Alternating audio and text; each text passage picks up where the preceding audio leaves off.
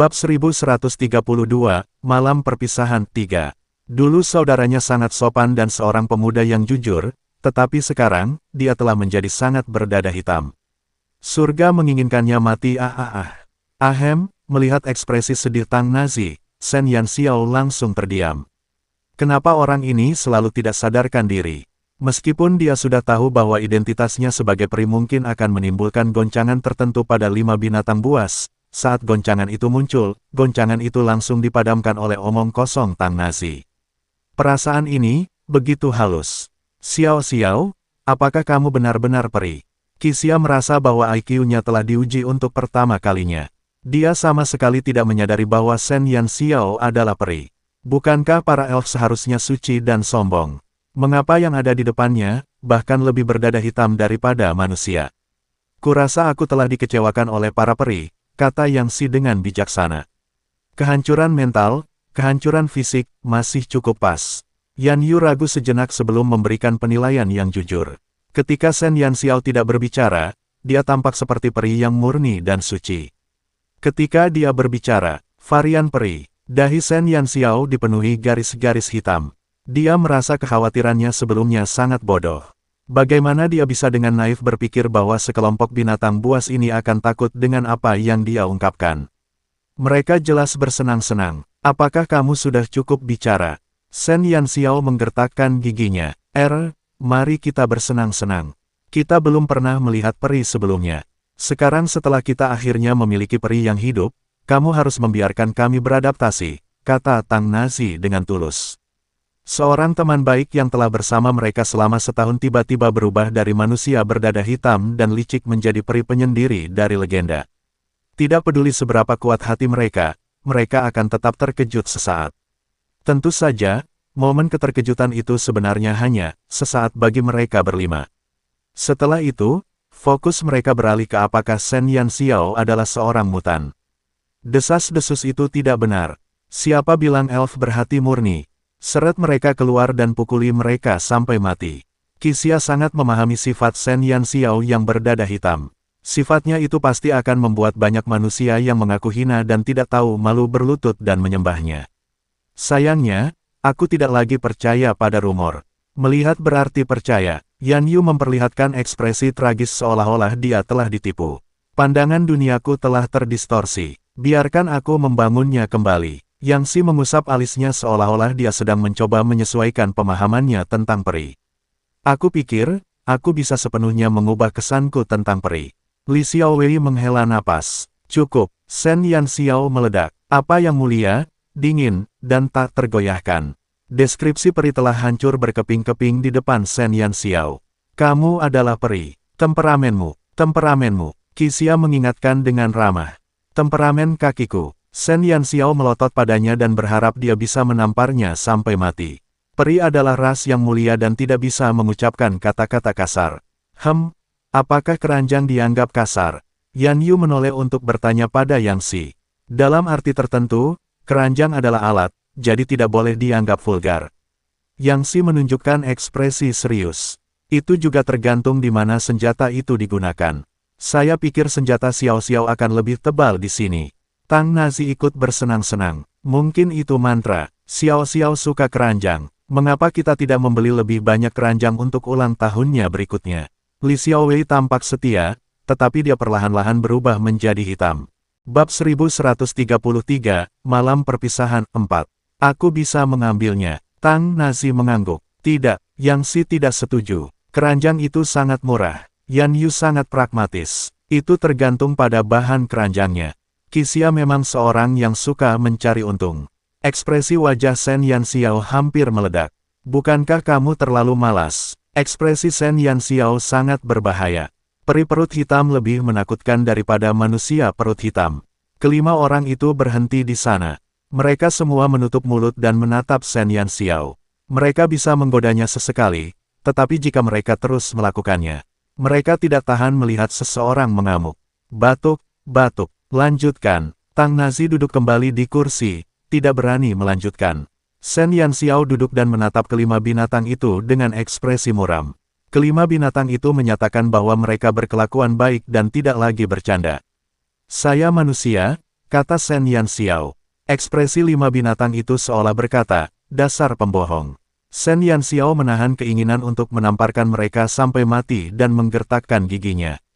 Aku juga peri. Tepatnya, aku juga bisa menjadi manusia duyung, naga, mayat hidup, kurcaci, iblis. Kelima binatang itu benar-benar terkejut. Kau sama dengan Xiao Feng. Qixia sedikit terkejut. Meskipun Shen Yanxiao tidak pernah mengungkapkan identitas Lan Fengli, tetapi dengan kecerdasan Qixia, dia sudah menebak keunikan Lan Fengli dari beberapa petunjuk. Selain itu, dia memiliki beberapa pemahaman tentang warlock yang diasingkan. Dia tahu bahwa warlock dari masa lalu itu diam-diam telah mengintegrasikan karakteristik ras lain ke dalam tubuh manusia. Dia sudah menduga bahwa Lan Fengli adalah hasil kerja para penyihir itu. Namun, dia tidak menyangka bahwa Shen Yanxiao juga sama. Shen Yanxiao mengangguk. Meskipun 5 binatang buas terkejut, mereka tidak terlalu gelisah. Jelas, yang lain sudah menyadari keunikan kelompok Lan Fengli dan Paman Sembilan. Namun, mereka tidak peduli tentang itu, jadi mereka tidak memerlukan penjelasan. Aku baru mengetahuinya belum lama ini. Aku sama dengan Xiao Feng, tetapi juga berbeda. Ada segel khusus di tubuhku. Jika aku tidak melepaskannya, kekuatanku tidak akan meningkat. Kejatuhanku dari seorang summoner menjadi warlock tingkat lanjutan juga karena kebangkitan garis keturunan elfku. Shen Yanxiao hanya menceritakan tentang dirinya kepada 5 binatang buas. Kecuali Shen Xiu dan Xiu, dia tidak ingin menyembunyikan apapun dari kelima rekannya yang telah melalui suka dan duka bersamanya. Mereka telah meninggalkan segalanya dan memilih untuk tetap di sisinya, menemaninya membangun masa depan yang sejahtera bagi Sun Never Sets. Dia tidak ingin menyembunyikan apapun dari mereka. Perjalananmu ke benua Dewa Bulan ada hubungannya dengan segel di tubuhmu, kan? Tanya Qixia. Shen Yanxiao mengangguk. Berapa lama kamu akan pergi? Qixia tidak bertanya lebih lanjut kepada Shen Yanxiao. Karena Shen Yanxiao bersedia mengakui rahasianya, mereka tahu batasan mereka. Yang mereka pedulikan adalah Shen Yanxiao sendiri, bukan rasnya. Mitra akan selalu menjadi mitra. Belum lagi dia adalah gabungan dari beberapa ras, mereka akan berdiri di sisinya tanpa ragu-ragu bahkan jika dia adalah iblis yang berdosa. Selama mereka masih hidup, mereka akan menghadapi para dewa bersama-sama. Setidaknya setahun. Shen Yanxiao sendiri tidak yakin. Dia harus menerobos segel itu sendiri. Dia tidak pernah berhubungan dengan para elf, jadi dia bingung dengan jalan di depannya. Dia baru bisa mengetahuinya saat dia tiba di benua Dewa Bulan. Bab 1134, Malam Perpisahan 5. Kelima orang itu terdiam. Perkiraan yang diberikan Shen Yanxiao adalah skenario terbaik, tetapi meskipun begitu, itu masih akan memakan waktu 1 tahun. Jika ada masalah di sepanjang jalan, mungkin akan memakan waktu lebih lama. Kamu harus mengemasi barang-barangmu untuk perjalananmu ke benua Dewa Bulan. Segala sesuatu di sana tidak dikenal. Yan Yu akhirnya menghela napas dan menatap Shen Yanxiao dengan khawatir. Setelah bergaul cukup lama, mereka telah menganggap Shen Yanxiao sebagai adik perempuan mereka. Sekarang adik perempuan ini akan melakukan perjalanan jauh lagi, dan tujuannya adalah benua Dewa Bulan yang dipisahkan oleh lautan yang tak berujung. Bagaimana mungkin mereka tidak khawatir? Tentang kapal, aku akan mengirim 1 orang dari keluarga Qilin. Ikuti kapal dagang ke sana dan diam-diam pergi saat kau tiba di benua Dewa Bulan. Jangan biarkan para elf menemukanmu. Qixia sudah mulai mengatur jadwal untuk Shen Yanxiao. Guruku pernah tinggal di benua Dewa Bulan selama beberapa waktu. Jika kau mengalami kesulitan, kau dapat mencari temannya di sana. Aku akan menuliskan informasi terperinci untukmu saat aku kembali nanti. Meskipun dia memiliki kepribadian yang aneh, dia berutang budi pada guruku. Jika kau menyebutkannya, dia akan berusaha sebaik mungkin untuk membantumu. Li Xiaowei memikirkan gurunya. Ini adalah rencana cadangan yang diberikan gurunya, tetapi saat ini, dia memberikannya kepada Shen Yanxiao. Kamu harus berhati-hati saat berada di luar. Kamu harus waspada saat kami tidak berada di sampingmu. Meskipun para elf sombong dan angkuh, mereka tidak jahat kepada sesama manusia. Selama kamu tidak memperlihatkan sisi manusiawimu, kurasa mereka tidak akan melakukan apapun padamu. Jarang sekali Tang Nazi tidak tersenyum nakal saat dia memperingatkannya dengan serius. Keluargaku punya urusan dengan suku elf di benua Dewa Bulan. Kalau kau punya kesulitan, cari saja mereka. Demi keluarga Naga Biru, mereka tidak akan tinggal diam dan tidak melakukan apa-apa. Yang Si punya ide yang sama dengan Li Xiaowei. Dia siap memberi Shen Yanxiao jalan keluar. Benua Dewa Bulan bukanlah benua cemerlang. Meskipun 5 keluarga bangsawan besar itu kuat, pengaruh mereka terbatas pada benua cemerlang. Begitu mereka tiba di benua Dewa Bulan, ada banyak hal yang tidak dapat mereka lakukan. Setelah kau pergi, kami akan mengurus Sun Never Sets untukmu. Dan begitu kau kembali, kau akan melihat bahwa 4 kota di sekitar Sun Never Sets adalah milikmu. Qixia menatap Shen Yanxiao sambil tersenyum. Kakaknya akan melakukan perjalanan panjang dan dia tahu bahwa dia akan mengkhawatirkan beberapa hal. Mereka yang tetap tinggal di benua cemerlang akan menjadi pilar pendukungnya yang kuat. Bahkan jika dia berada jauh di benua Dewa Bulan, mereka akan melindungi tanah ini untuknya dan tidak akan pernah membiarkan siapapun menyentuhnya. Itu adalah tempat milik saudara perempuannya dan tidak seorang pun dapat merebutnya. Shen Yanxiao menatap 5 binatang buas dalam diam. Mereka tahu bahwa dia akan pergi, tetapi mereka tidak berniat menghentikannya. Mereka tahu bahwa pergi adalah pilihan terbaik baginya. Tidak ada manfaat baginya untuk tetap tinggal di benua cemerlang. Meskipun Shen Yanxiao tidak mengatakannya secara eksplisit, mereka sudah merasakan bahwa keinginan mendesak Shen Yanxiao untuk membuka segel tidak sesederhana memulihkan kekuatannya. Jelas, mereka sering mengeluhkan kelelahan kerja di hadapannya, tetapi ketika ia hendak pergi, mereka akan dengan tekun menjaga kota-kota yang ditinggalkannya. Mereka bersedia menggantikannya dan mengurus Sun Never Sets dan semua yang mereka bangun. Shen Yanxiao menggigit bibirnya. Tawanya tadi telah sirna oleh pertimbangan 5 binatang buas. Hatinya terasa seperti dicengkeram erat oleh sebuah tangan, dan itu menyakitkan. Bab 1135, Malam Perpisahan 6. Mata Shen Yanxiao memerah. Dia mendengus dan menatap kelima wajah yang dikenalnya. Ia ingin mengatakan sesuatu, tetapi lidahnya yang biasa fasih tiba-tiba kehilangan pengaruhnya. Kata-katanya seakan tersangkut di tenggorokannya. Qixia berdiri dan memeluk Shen Yanxiao yang terdiam. Gadis bodoh, baru setahun. Bukankah kau berkeliling tanpa kami saat kau datang ke Sun Never Sets?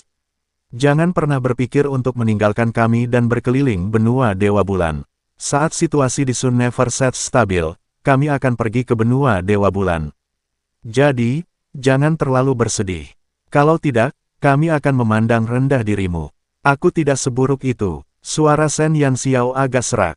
Apa kamu tidak malu? Kamu sudah sangat tua, tetapi kamu masih menangis. Kamu tidak tahu malu. Tang Nazi menggoda. Shen Yanxiao segera melepaskan diri dari pelukan Qixia dan dengan paksa menahan air matanya. Dia mengangkat kepalanya dan menunjukkan ekspresi yang tegas saat berkata, sungguh lelucon. Untuk apa aku menangis? Tunggu saja, aku pasti akan membuat nama untuk diriku sendiri di benua Dewa Bulan dalam waktu setengah tahun. Tunggu saja dan datanglah dan jelajahi seluruh benua bersamaku. Dia tidak akan membiarkan dirinya menjalani kehidupan yang menyedihkan. Kalau tidak, bagaimana mungkin dia layak menerima pengorbanan yang telah dilakukan rekan-rekannya untuknya? Dia tidak akan pernah jatuh karena ada sekelompok orang di sisinya. Selama dia tidak jatuh, mereka juga tidak akan jatuh. Tang Nazi terkekeh dan berkata, kau sendiri yang mengatakannya. Setengah tahun, hanya setengah tahun. Setelah setengah tahun, kami akan mengembangkan kota-kota di sekitar Sun Never Sets dan kemudian kami akan pergi ke benua Dewa Bulan untuk mencarimu. Jika kau tidak melakukannya dengan baik, kami akan menertawakanmu. Siapa yang takut pada siapa? Tunggu saja dan lihat saja. Kau akan bersenang-senang saat waktunya tiba. Shen Yanxiao berhenti menangis dan tersenyum. Dia tahu bahwa 5 binatang hanya menggodanya karena mereka takut dia akan terlalu emosional saat pergi. Bersenang-senang di benua Dewa Bulan. Aku menantikannya. Yan Yu terkekeh. Menyeberangi benua dan lautan. Menurutku kita benar-benar aneh, tapi aku menyukainya. Wajah yang Si dipenuhi dengan harapan. Kita tinggal menunggu Xiao Xiao memimpin, goda Li Xiaowei. Tidak ada tempat yang Pantom tidak berani kunjungi. Baik benua cemerlang maupun benua Dewa Bulan, asal mereka mau, mereka akan berani masuk. Semakin besar hati, semakin besar dunia. Bukankah itu hanya benua Dewa Bulan? Bukankah Xiao Xiao mengatakan bahwa ada ras lain di tubuhnya? Mungkin di masa depan, kita bisa bersenang-senang di benua tempat semua ras selain ras dewa dan ras iblis tinggal. Itu akan menyenangkan. Tang Nazi menggenggam tangannya di belakang lehernya dan menatap temannya sambil tersenyum. Cek, main keliling dunia. Aku suka rencana ini. Qixia menantikan masa depan yang gemilang. Namun, anggota Pantom tidak menyangka bahwa lelucon yang mereka ceritakan untuk menghibur Shen Yanxiao akan menjadi kenyataan satu persatu dalam waktu dekat. Tidak lama setelah nama Pantom bergema di seluruh Forsaken Land, nama mereka juga akan menyebar ke seluruh benua Brilliance. Setelah waktu yang lama, semua ras akan mengenalnya. Namun, masa depan itu masih terlalu jauh bagi para pemuda berdarah panas ini. Jalan yang mereka tempuh masih panjang dan masa depan yang mereka tempuh baru saja dimulai. Masa depan masih panjang, dan kita tentu akan menyaksikan legenda milik Pantom di masa depan. Bab 1136, Malam Perpisahan 7. Berita tentang kepergian Shen Yanxiao segera menyebar ke seluruh Sun Never Sets. Kepada masyarakat umum, Shen Yanxiao hanya menyebutkan bahwa dia akan pergi ke benua Dewa Bulan untuk mencari paman ketiganya, Shen Jing. Hanya Shen Xiu dan 5 binatang yang tahu motif sebenarnya untuk pergi ke benua Dewa Bulan. Selama Shen Yanxiao tidak ada, Five Beasts akan bertanggung jawab atas Sun Never Sets. Begitu Shen Yanxiao pergi, Lan Fengli dan 2 Phoenix akan mulai menuju berbagai pegunungan di benua cemerlang untuk menangkap binatang ajaib. Kontak mereka dengan Aliansi Angin Dewa, Kekaisaran Longxuan, dan Balai Karunia 7 Kerajaan juga telah dimasukkan dalam agenda. Sebelum pergi, Shen Yanxiao menulis surat kepada Yun Qi. Dalam surat itu, ia menyebutkan bahwa ramuan Ye King untuk ramuan perjamuan darah hampir berakhir. Dalam 1 atau 2 bulan lagi, Yun Qi akan dapat memulihkan kekuatannya yang dulu. Tujuan lain dari surat Shen Yanxiao adalah untuk mengundang Yun Qi dan Ye King untuk tinggal di Sun Never Sets selama beberapa waktu setelah meramu ramuan perjamuan darah. Ia juga mengundang kedua gurunya untuk menjadi guru sejati di Sun Never Sets, mengajarkan keterampilan warlock dan pengobatan herbal kepada warga kota Oriental. Hasil kemenangan dari turnamen telah diserahkan kepada Qixia dan Su He untuk diurus. Mengenai tambang, mereka akan segera mengatur agar penambang menambangnya. Bagi dunia luar, berita kepergian Shen Yanxiao dirahasiakan sepenuhnya. Tidak seorang pun diizinkan untuk membocorkannya. Sebelum pergi, Shen Yanxiao pergi menemui Shen Feng, tetapi dia tidak tega mengatakan yang sebenarnya. Meskipun Shen Feng tidak ingin cucunya bekerja keras, dia tetap membiarkannya melakukan apapun yang diinginkannya. Ketika dia meninggalkan perkebunan keluarga burung Vermilion, Shen Yanxiao secara khusus mengatur agar Shen Jiawei menjaga Shen Feng dan Shen Ling. Shen Jiawei berterima kasih atas kepercayaan Shen Yanxiao kepadanya. Ia berulang kali berjanji akan menjaga kakek dan pamannya dengan baik. Ia juga meminta Shen Yanxiao untuk berhati-hati dan memperhatikan keselamatannya. Ada banyak hal lain yang harus dipertanggungjawabkan Shen Yanxiao. Beberapa hari kemudian, Shen Xiu meninggalkan Sun Never Sets. Tak lama kemudian, kereta yang akan membawa Shen Yanxiao ke pantai benua cemerlang juga telah tiba. 5 binatang buas, Lan Fengli, dan Namong Mengmeng menemani Shen Yanxiao dalam perjalanan terakhir mereka hingga ia dikirim ke pantai benua cemerlang. Lan Fengli menatap Shen Yanxiao dengan enggan. Ia tahu bahwa ia tidak akan melihat adiknya dalam waktu yang lama. "Kakak, ini untukmu." Lan Fengli menundukkan kepalanya dan berjalan ke Shen Yanxiao, lalu meletakkan kristal seukuran kacang kedelai di tangannya. Shen Yanxiao mengenali kristal kecil ini. Lan Fengli mengambilnya dalam perjalanan kembali dari Twilight City. Saat itu, kristal ini berukuran sebesar telur. Meskipun harganya tidak mahal, Lan Fengli sangat menyukainya. Ketika mendengar bahwa Shen Yanxiao akan pergi, dia menggunakan tangannya untuk memoles kristal seukuran telur ini hingga menjadi seperti sekarang. "Terima kasih." Shen Yanxiao mengambilnya dan menemukan tali untuk mengikatkan kristal itu di lehernya. Namong Mengmeng menatap Shen Yanxiao dengan air mata di matanya. Dia tidak mengatakan apa-apa, tetapi matanya yang merah mirip dengan kelinci. "Sudah malam, sebaiknya kau naik ke perahu," kata Qixia sambil menatap perahu yang berlabuh di tepi pantai. Shen Yanxiao tertegun sejenak. Tak lama kemudian, dia mengeluarkan kotak brokat dari cincin luar angkasanya dan memasukkannya ke tangan Qixia. "Hadiah perpisahan untuk kalian semua. Tunggu aku pergi sebelum melihatnya." Setelah mengatakan itu, Shen Yanxiao menaiki kapal tanpa menoleh ke belakang. Kapal dagang itu mengangkat jangkarnya dan perlahan berlayar menjauh dari benua cemerlang, membawa serta orang-orang di dalamnya menuju lautan tak berujung. Mereka berlima berkumpul dan membuka kotak brokat yang ditinggalkan Shen Yanxiao. Di dalam kotak itu ada 5 kontrak.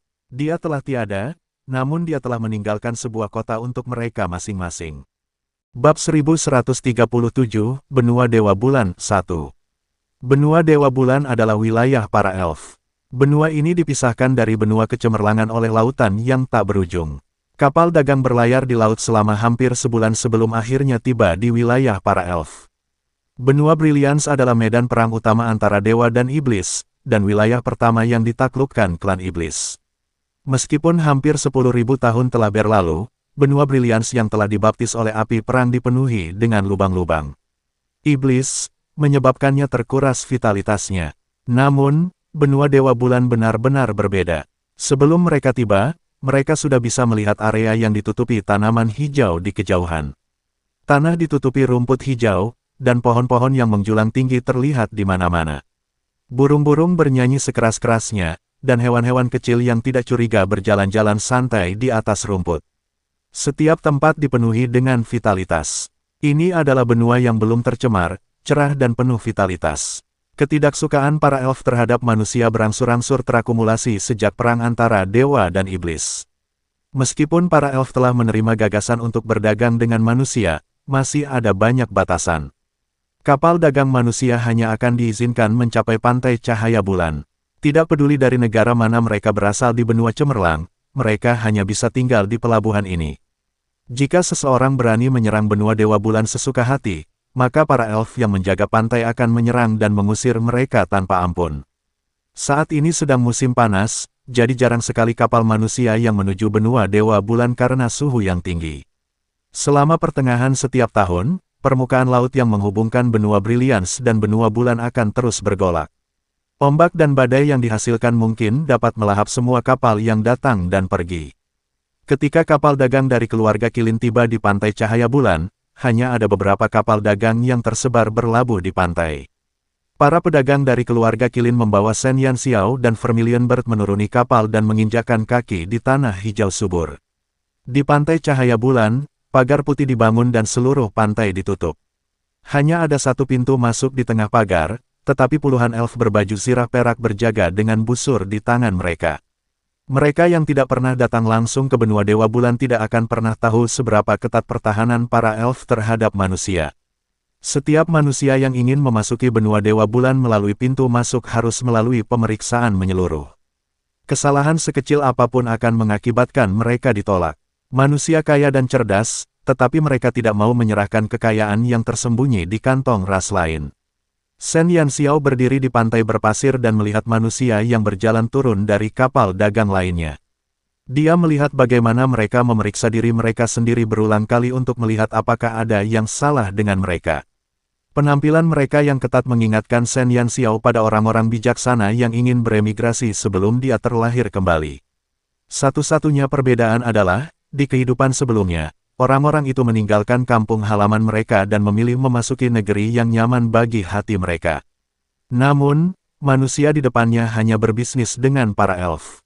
Dia percaya bahwa selama itu bukan manusia yang tidak waras, tidak akan ada yang mau menetap di benua Dewa Bulan.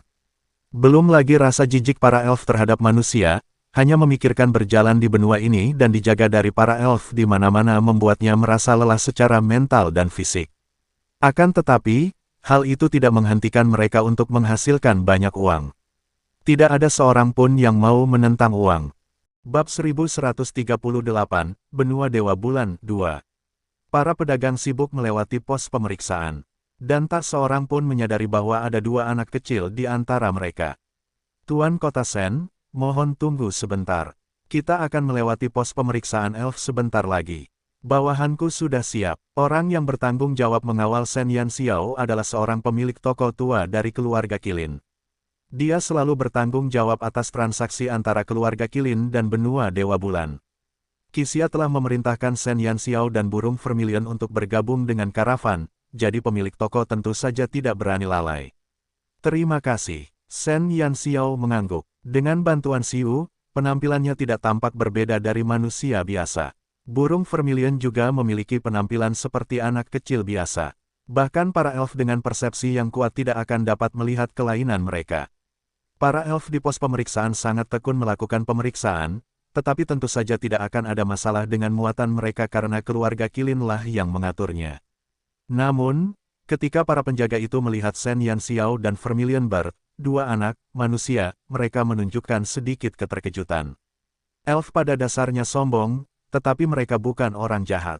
Mereka hanya membenci manusia karena kelicikan mereka, tetapi anak-anak manusia tidak termasuk dalam kemarahan mereka. Laut tidak tenang. Mengapa kau harus membawa anak kecil bersamamu? Seorang peri yang cantik dan tampan bertanya dengan marah.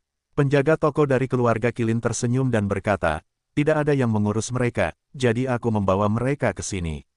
Kalau begitu, perhatikan lebih saksama. Peri itu kembali menatap Shen Yanxiao dan Vermilion Bird.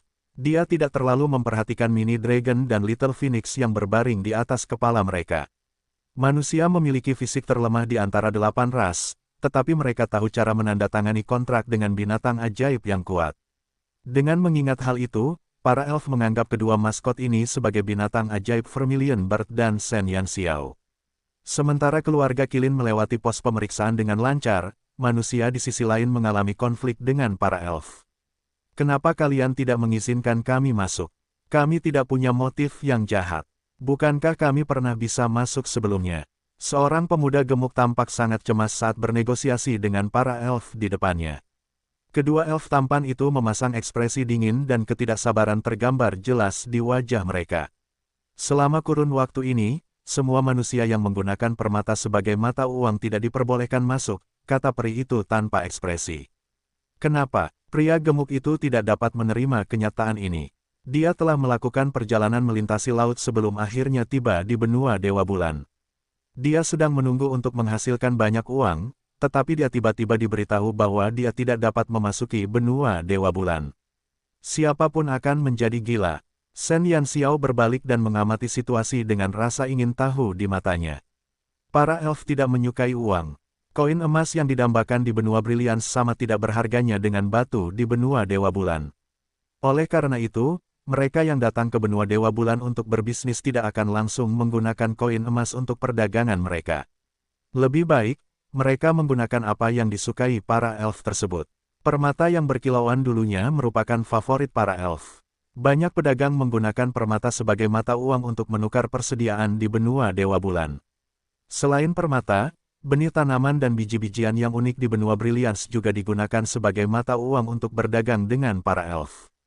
Benua Dewa Bulan sangat luas dan kaya akan sumber daya, sehingga sangat cocok untuk menanam tanaman. Namun, para elf, pada dasarnya sombong, tidak realistis mengharapkan mereka untuk menghadap bumi dengan punggung menghadap langit dan merebut kembali padang rumput untuk bercocok tanam. Siapakah yang dapat membayangkan pemandangan para peri laki-laki yang rupawan dan tampan berkeringat deras saat bekerja di ladang? Adegan itu benar-benar menghancurkan. Bab 1139, Benua Dewa Bulan 3. Tanpa bercocok tanam, mereka akan kehilangan sumber makanan, karena sebagian besar elf adalah pemakan tumbuhan dan tidak mau menyakiti hewan kecil. Bagi mereka, hewan juga makhluk hidup yang dipelihara oleh pohon kehidupan. Dengan mengingat hal itu, dapat dikatakan bahwa elf memiliki hubungan dengan mereka. Oleh karena itu, di benua Dewa Bulan, makanan para elf sangat sederhana. Yang mereka makan pada dasarnya adalah buah-buahan yang tumbuh di pohon. Hanya karena mereka tidak bertani bukan berarti mereka tidak suka makan. Makanan yang biasa diperjualbelikan manusia dengan mereka sangat populer di kalangan para elf. Hubungan dagang ini telah berlangsung selama ribuan tahun, dan ini adalah pertama kalinya Shen Yanxiao mendengar bahwa para elf mulai menolak permata. Itu tidak masuk akal. Semua elf cantik dan mulia berdasarkan ras mereka. Mereka seperti bangsawan alami. Bahkan elf yang paling miskin pun akan menjadi subjek penelitian bagi bangsawan paling terkenal di benua Brilliance. Kegemaran pada hal-hal yang indah merupakan ciri khas para elf. Mereka suka menyematkan berbagai permata pada hiasan di rumah mereka. Bahkan busur mereka pun dihiasi permata. Mereka menyukai permata, tetapi benua Dewa Bulan dipenuhi tanaman hijau. Cadangan mineral di benua itu bisa dikatakan sangat sedikit. Sebelum manusia memperdagangkan permata dengan elf, nilai permata di benua Dewa Bulan sebanding dengan inti magis di dunia manusia. Shen Yanxiao merasa penolakan mendadak para elf itu menarik. Pria gemuk itu berusaha sekuat tenaga untuk membujuk penjaga peri itu, tetapi ketidakpedulian peri itu terhadap manusia telah mencapai tingkat yang mengerikan. Tidak peduli seberapa keras pria gemuk itu mencoba membujuknya, peri itu tetap memiliki ekspresi yang tidak terbantahkan. Pria gemuk itu menundukkan kepalanya dengan lesu dan mengangkat bahu. Dia ingin menangis tetapi tidak ada air mata saat dia melihat benua Dewa Bulan yang hanya berjarak satu pos pemeriksaan. Jika bukan karena dia takut para elf akan menghujaninya dengan anak panah sampai dia tampak seperti landak, dia pasti sudah menerkamnya. Lupakan saja, anggap saja ini perjalanan yang sia-sia. Ayo kita kembali lain waktu. Teman si pria gemuk itu menghiburnya. Pria gemuk itu memasang ekspresi getir di wajahnya saat berkata, butuh waktu hampir 2 bulan untuk bola balik. Berapa banyak waktu yang kita buang? Lagi pula, aku sudah membeli begitu banyak permata. Jangan bilang itu akan sia-sia. Tuhan ingin dia mati. Sayang, tidak ada yang bisa kita lakukan. Kurasa itu karena apa yang terjadi 3 bulan lalu. Para peri pasti tidak senang. Sial, apa menurutmu si idiot bernama Sen Jing itu sudah gila? Karena dia datang ke benua Dewa Bulan untuk berbisnis, dia seharusnya fokus saja berbisnis. Kenapa dia datang dan menggoda wanita cantik dari ras elf tanpa alasan? Hebat! Sekarang bahkan pedagang jujur seperti kita pun ikut terlibat. Uangku perjalanan ini sia-sia. Berapa banyak yang telah aku hilangkan. Si gendut itu mendongak ke langit dan meraung. Dia menyipitkan matanya dan meneteskan 2 tetes air mata. Sen Yanxiao awalnya menganggapnya sebagai gosip, tetapi ketika dia mendengar nama seorang paman, ekspresinya langsung menjadi gelisah. Aku akan keluar sebentar, kata Sen Yanxiao kepada keluarga Qilin. Silakan. Dokumennya akan memakan waktu lama, kata anggota keluarga Qilin dengan sopan. Sen Yanxiao mengangguk dan memanggil Vermilion Bird agar berjalan ke arah lelaki gemuk yang berguling-guling di tanah untuk meminta bantuan. Pria gemuk itu masih tidak mau menyerah. Ia menyeret temannya untuk berkeliling di sekitar pintu masuk, mencari jalan masuk. Tepat saat lelaki gemuk itu merasa kasihan pada dirinya sendiri atas tragedi yang menimpanya, sebuah suara lembut terdengar dari belakangnya. Saudaraku, kamu menyebutkan bahwa beberapa manusia datang ke benua Dewa Bulan untuk mengganggu para elf. Bisakah kamu memberitahuku lebih detail? Bab 1140, Kota Peri, 1. Tepat saat lelaki gemuk itu merasa tertekan, ia berbalik dan melihat 2 anak laki-laki kecil yang cantik dan lembut. Melihat pemandangan itu, ia yang awalnya marah langsung tenang. Mereka mungkin hanya anak-anak dari kelompok pedagang yang mendengar sesuatu yang menarik dan datang untuk bertanya. Fatih mencoba bersikap lebih dewasa sambil menggaruk kepalanya dan berkata, teman-teman kecil, tahukah kalian? Beberapa waktu lalu, seorang manusia bernama Sen Jing datang ke benua Dewa Bulan untuk membuat kesepakatan dengan seorang peri. Tapi aku tidak tahu apa yang ada dalam pikirannya. Dia tampaknya menyukai seorang peri di kota Jadeite. Pada akhirnya, dia dengan bodohnya berlari untuk menjilatnya. Namun, peri itu adalah putri dari penguasa kota Jadeite. Faktanya, dia dikurung oleh penguasa kota 3 bulan lalu. Bibir Sen Yanxiao berkedut. Bahkan jika dia menggunakan kakinya untuk berpikir, dia tahu bahwa pria itu tidak lain adalah paman ketiganya. Tidak ada orang lain yang suka menggoda wanita cantik. Ngomong-ngomong, Sen Jing juga orang aneh di keluarga burung Vermilion. Dia jago dalam bidang akademik dan bela diri, tapi dia agak Casanova. Di ibu kota, ada begitu banyak wanita cantik yang mengaku sebagai wanitanya sehingga jumlah mereka hampir setara dengan 1 batalion. Anehnya, ada berita tentang dia yang menikahi seseorang. Sepanjang hari, dia akan minum dan mengobrol dengan sekelompok tuan muda yang kaya. Dia jelas anak hilang nomor 1 di Kekaisaran Longxuan. Sen Jing mencintai wanita cantik dan sangat murah hati terhadap mereka. Namun, Sen Yanxiao tidak menyangka bahwa pamannya yang tidak dapat diandalkan ini akan mengulurkan cakarnya ke para elf. Peri, itu adalah ras yang sangat menolak manusia. Lebih jauh lagi, dia bisa saja memprovokasi siapapun, tetapi dia harus memprovokasi putri seorang penguasa kota. Seseorang tidak akan mati jika tidak mencari kematian. Sen Yanxiao telah mengalami sendiri pepatah ini. Pria gemuk itu terus mengeluh untuk waktu yang lama dan segera Sen Yanxiao telah memperoleh cukup banyak informasi yang lengkap tentang Sen Jing. Meskipun Sen Jing ditahan, ini bukan masalah besar, karena para elf pada dasarnya tidak kejam. Setelah Sen Yanxiao mendengar gosip itu, dia menarik burung Vermilion kembali ke pos pemeriksaan. Keluarga Qilin telah mengatur segalanya sehingga Shen Yanxiao dan yang lainnya telah melewati pos pemeriksaan dengan selamat. Setelah mereka meninggalkan Moonlight Coast, mereka disambut oleh lautan hijau zamrud yang pemandangannya membuat mereka merasa nyaman. Ini adalah peta benua Dewa Bulan. Tuan Kota Shen, Anda dapat memutuskan jalan di depan.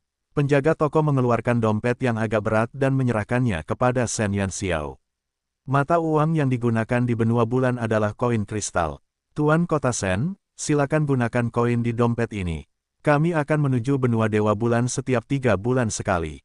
Jika ada yang ingin Anda sampaikan kepada kami, Anda dapat menemui kami di Pantai Cahaya Bulan. Terima kasih. Shen Yanxiao mengambil dompet itu dan memasukkannya ke dalam cincin luar angkasanya. Para elf menyukai hal-hal yang indah. Bahkan mata uang yang digunakan di benua Dewa Bulan terbuat dari kristal. Orang-orang dari keluarga Qilin segera pergi. Shen Yanxiao dan Vermilion Bird menemukan lokasi terpencil dan Shen Yanxiao berubah menjadi peri sementara Vermilion Bird kembali ke rambut merah dan mata merahnya. Ada juga binatang ajaib di benua Dewa Bulan, jadi identitas Vermilion Bird tidak mencurigakan. Setelah berubah ke bentuk peri, Shen Yanxiao duduk di rumput dan melihat peta benua Dewa Bulan. Jumlah penduduk elf jauh lebih sedikit daripada jumlah penduduk manusia, dan benua Dewa Bulan tempat mereka tinggal hanya sedikit lebih besar daripada negara rata-rata di benua Brilliance. Kota-kota di benua Dewa Bulan juga tersebar secara berbeda dari benua Brilliance. Mereka berada di pusat lingkaran yang meluas keluar.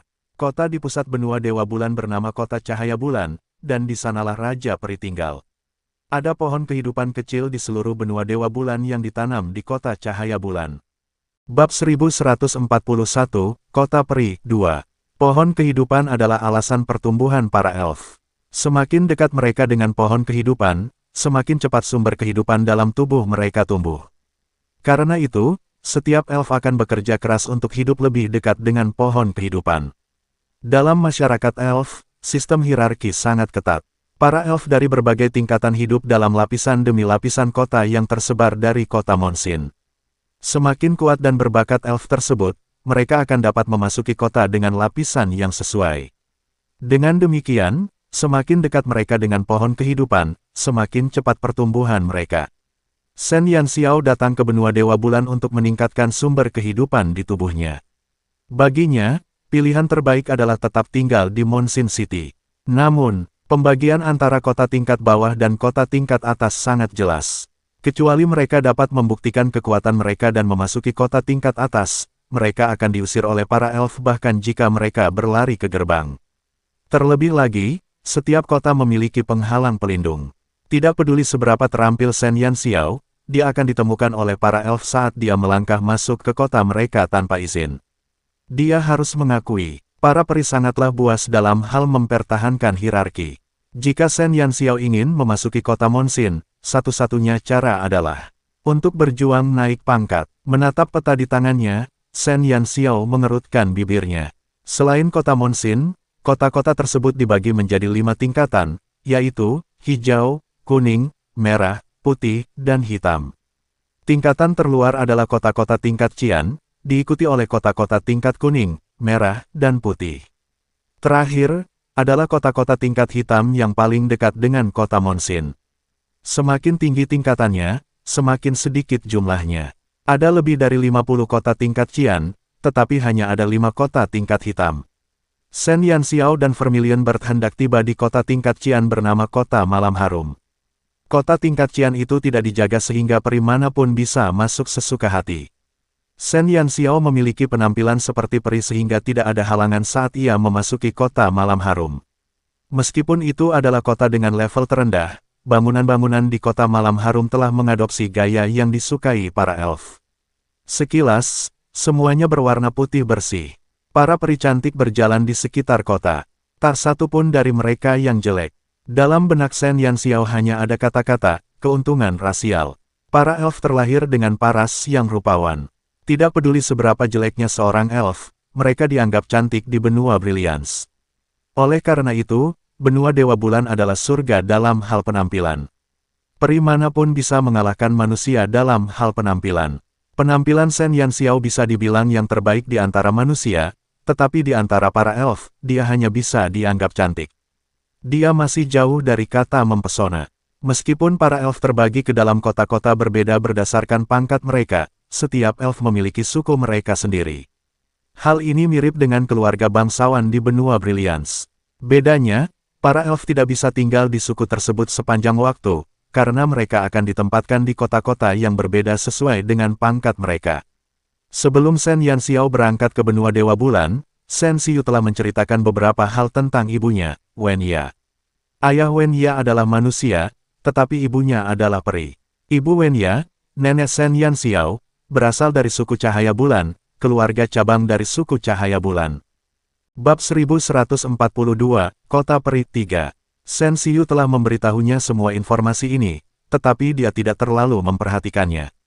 Yang dia pikirkan hanyalah bagaimana dia bisa masuk ke kota Monsin dari kota tingkat Qian. Setiap kota akan mengadakan uji coba setiap bulan. Selama mereka lulus uji kekuatan, para elf dapat mendaftar untuk memasuki kota-kota tingkat atas. Shen Yanxiao menemukan sebuah penginapan di kota malam harum bersama burung vermilion. Pemilik penginapan ini adalah seorang elf laki-laki dengan lengan kiri yang terluka. Di permukaan, dia tampak berusia awal 30-an, tetapi Shen Yanxiao tahu bahwa elf hidup lebih lama daripada manusia. Elf di hadapannya mungkin berusia tidak lebih muda dari 80 tahun. Manusia biasa dapat hidup selama 100 tahun, tetapi elf dapat hidup selama 500 tahun. Selain itu, mereka menua dengan sangat lambat. Shen Yanxiao memperhatikan bahwa setiap elf di kota malam harum memiliki lencana Qian di dada mereka. Lencana ini mewakili pangkat mereka dan Shen Yanxiao juga memilikinya. Namun, lencananya ditiru oleh Yang Xi sebelumnya. Dari luar, lencana itu tampak tidak berbeda dengan lencana elf, tetapi esensinya sama sekali berbeda. Jika dia ingin memasuki kota dengan peringkat tertentu, dia harus dilengkapi dengan lencana yang sesuai sebelum dia dapat dengan bebas melewati penghalang di luar kota. Namun, kota tingkat Qian tidak memiliki penghalang seperti itu, jadi tidak ada elf yang akan memperhatikannya bahkan jika dia membawa replika. Meskipun dia berada di kota tingkat Qian, Shen Yanxiao sudah bisa merasakan arus hangat mengalir ke sumber kehidupannya. Inilah alasan mengapa Shen Xiu ingin dia datang ke benua Dewa Bulan. Bahkan jika dia berdiri di tepi benua, pengaruh pohon kehidupan akan meningkatkan sumber kehidupan para elf. Ini adalah pertama kalinya Shen Yanxiao mengalami perasaan yang luar biasa seperti itu. Begitu dia memasuki ruangan, dia tidak sabar untuk duduk bersila dan berusaha keras agar sumber kehidupannya menyerap kekuatan pohon kehidupan. Pelatihan para elf berbeda dengan pelatihan manusia. Manusia sudah memiliki aura pertempuran dan sihir, dan itu bisa terus dimurnikan. Namun, sumber kehidupan para elf sangat bergantung pada penyerapan kekuatan dari pohon kehidupan.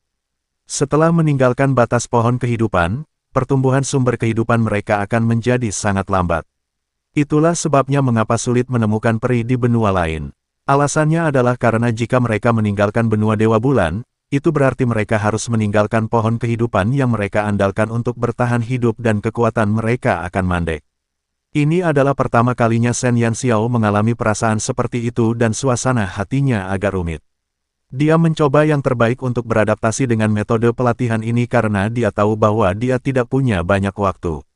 Dia harus mengurangi waktunya di benua Dewa Bulan sebanyak mungkin dan kembali ke benua Cemerlang dengan cepat. Masih ada orang-orang yang dia sayangi di sana. Sepanjang sore, Shen Yanxiao tidak melangkah keluar dari ruangan.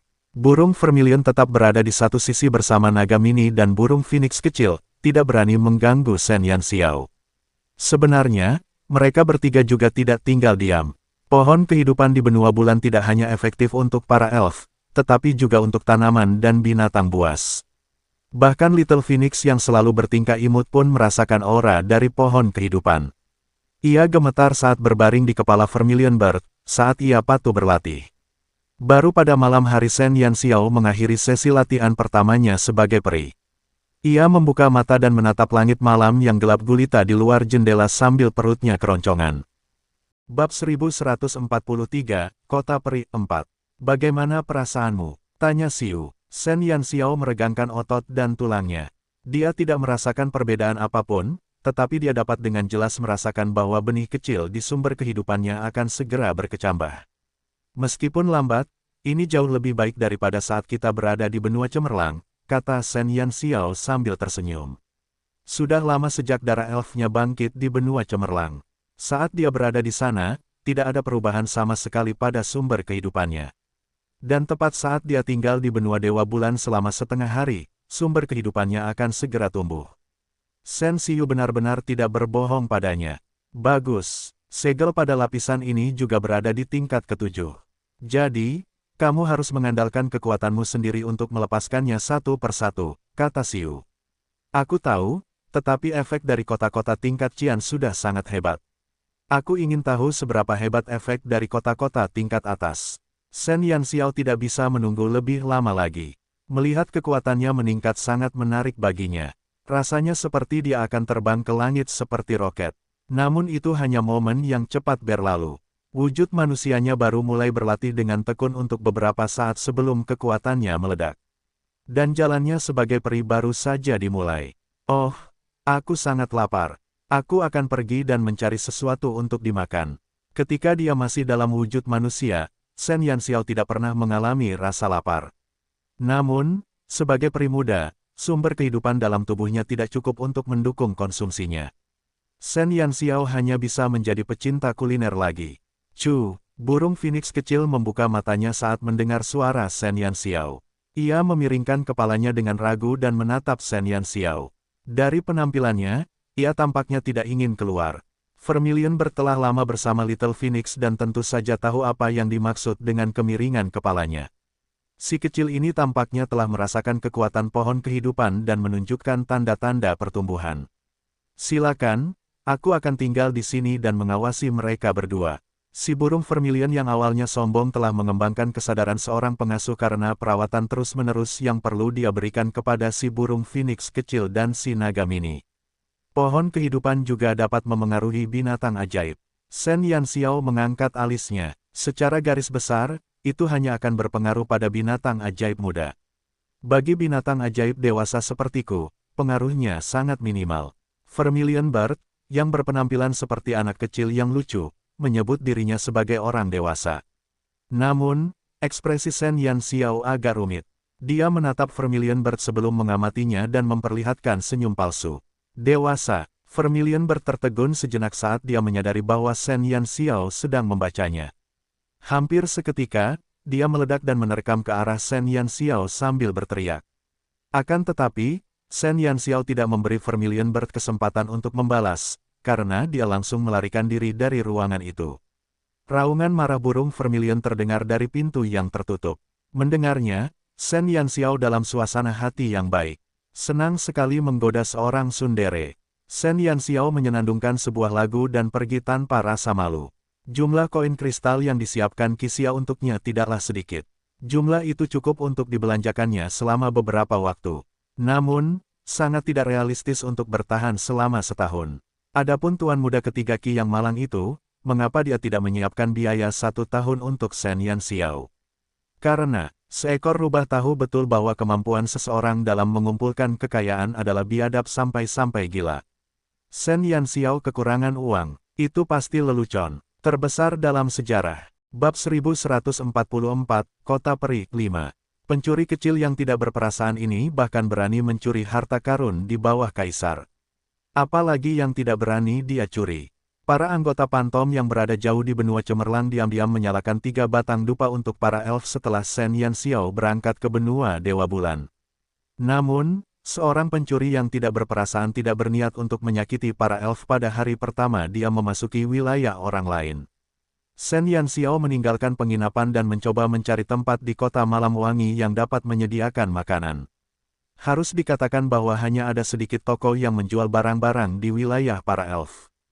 Selain beberapa toko yang menjual permata, bahan obat, dan busur, tidak ada yang lain. Para elf adalah ras yang mandiri. Mereka akan menyelesaikan banyak hal sendiri. Lebih jauh lagi, para elf di kota-kota tingkat Qian berada pada level rendah dan mereka praktis tidak memiliki sumber pendapatan apapun. Setiap orang dari mereka bergantung pada suku mereka untuk mendukung keuangan mereka dan tidak peduli di kota mana mereka berada. Para pemimpin suku yang berada di level tertinggi akan mengirim seseorang untuk mendistribusikan pakaian dan sejumlah kecil koin kristal untuk mereka setiap bulan. Jumlah koin kristal yang mereka terima sangat sedikit, dan sebagian besar hanya cukup untuk memenuhi kebutuhan makanan selama sebulan. Jika mereka berada di kota tingkat atas, situasinya pasti akan makmur. Dibandingkan dengan itu, kota tingkat Qian setara dengan daerah kumuh. Siapa yang bisa mengandalkan para peri malang ini yang hampir tidak bisa menghabiskan hari-hari mereka untuk membeli barang-barang mewah? Pasti menyenangkan sekali kalau mereka bisa mengisi perutnya. Peri sangat elegan, tetapi mereka tidak punya pikiran untuk berbisnis. Pikiran mereka sangat sederhana. Mereka merasa bahwa uang dan bisnis itu vulgar. Oleh karena itu, mereka tidak mau mengembangkan naluri bisnis mereka. Setelah manusia dan elf memulai perdagangan mereka, beberapa elf yang cerdas mulai membuat rencana untuk berbisnis.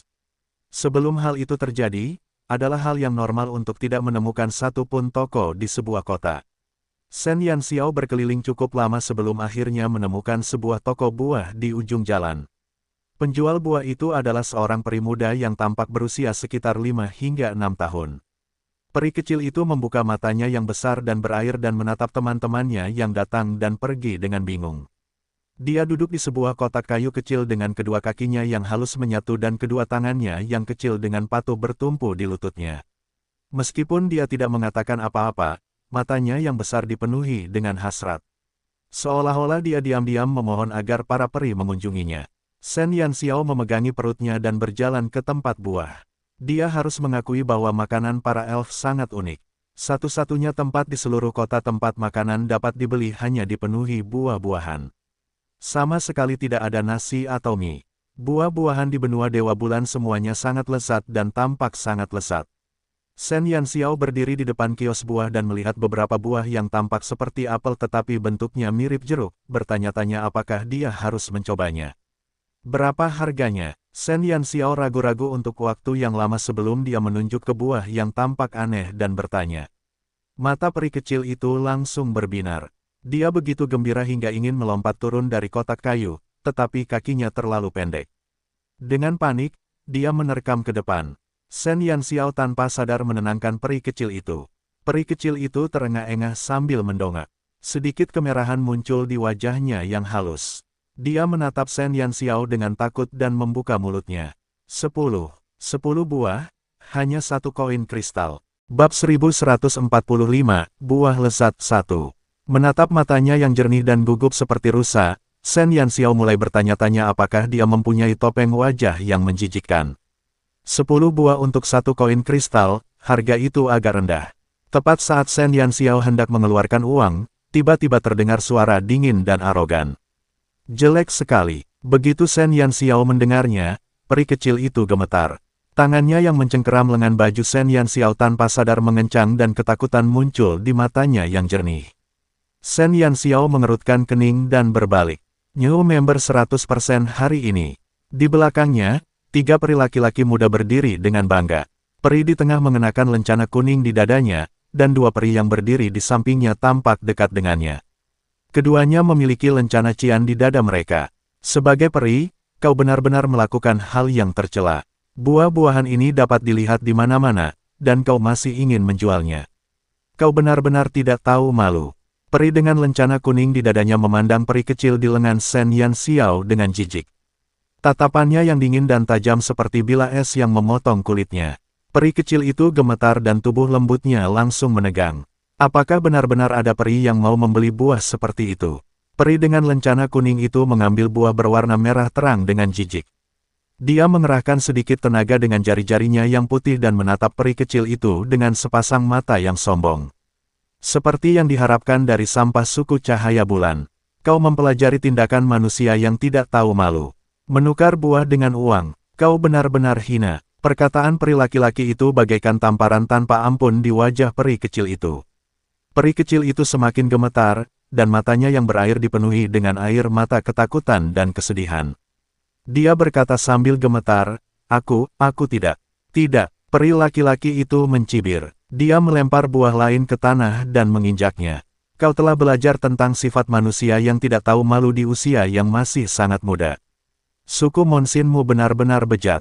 Apakah menurutmu ada elf yang mau membeli sampah ini?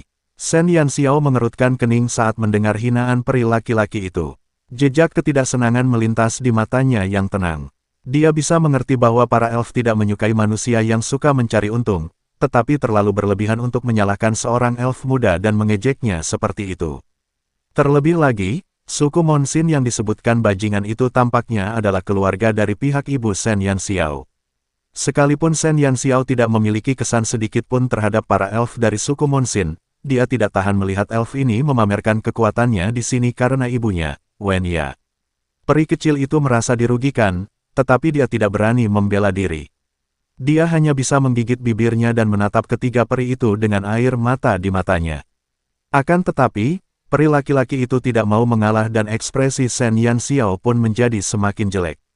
1 koin kristal untuk 10 buah. Shen Yanxiao tiba-tiba bertanya. Saat Shen Yanxiao mengatakan itu, ketiga peri itu tercengang.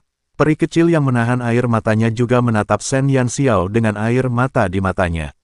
1 koin kristal untuk 10 buah, kan?